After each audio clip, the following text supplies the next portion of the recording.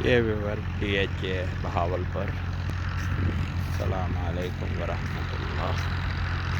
अच्छा जी, यह पार्क बनया मेज कुर्सियां तो बेहतरीन लगियां ने।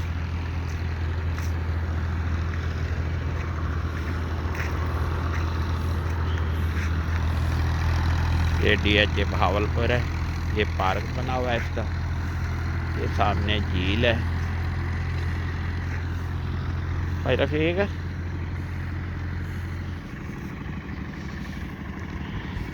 है कि ये समुंदर आ गया।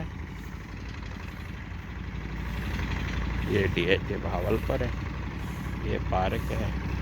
ये तालाब वगैरह बने हुए हैं। यहाँ शायद फुहारे वगैरह चलेंगे इंशाल्लाह। ये देखो कितना खूबसूरत है। ये टंकी है पानी वाली, इसके अंदर फुहारे चलेंगे। ये जगह है डांस का 31 तारीख को रात के 11:30 बजे के बाद। ये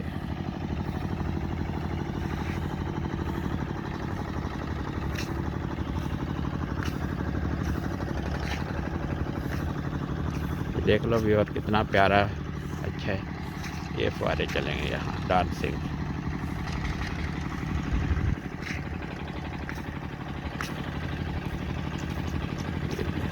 कितना प्यारा है माशाल्लाह, खूबसूरत है। ये पार्क है।